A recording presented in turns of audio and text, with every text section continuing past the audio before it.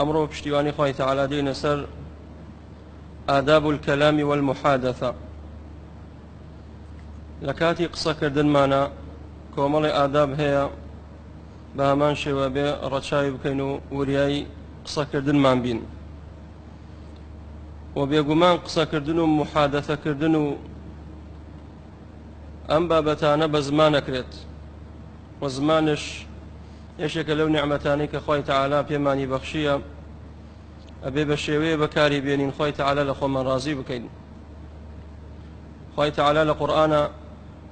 دفرميت وهدوا إلى الطيب من القول يعني وقولوا للناس حسنا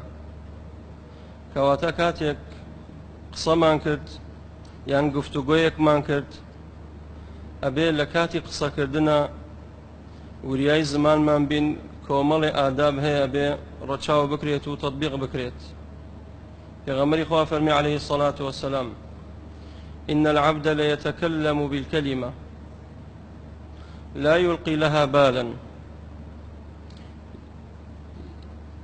في رضوان الله أفرمي عبدي واهيا يك كلمة لسر زماني درجات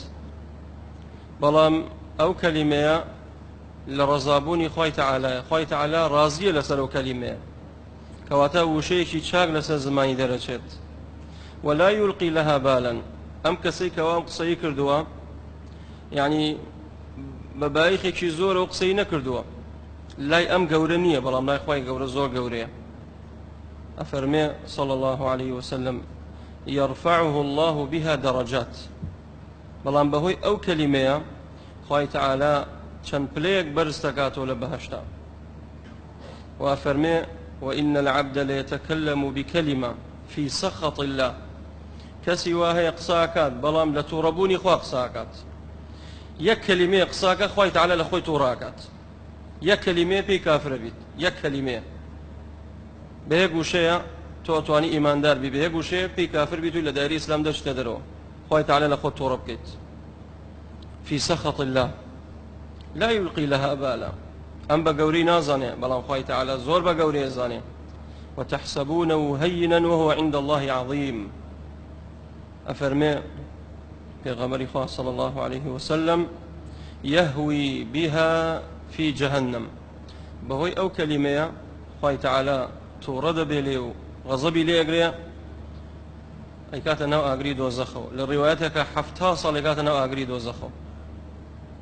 كواتا قصة كردن أبي ورياي بين كسي واهي قصاكات خوشويز دا خوشويزتكيكات برا لقل برا جهاكاتو بهيك كلميك دايق لقل منالكيا تيكدات دراوسي لقل دراوسيا جنوبيا ولقل يكا بهيك كلمة خيزان طلاق دي هر بلي طلاق ينبرو مال باوكت بنيتي طلاق دريتو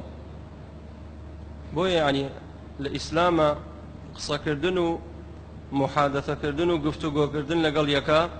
آدابي خوي هي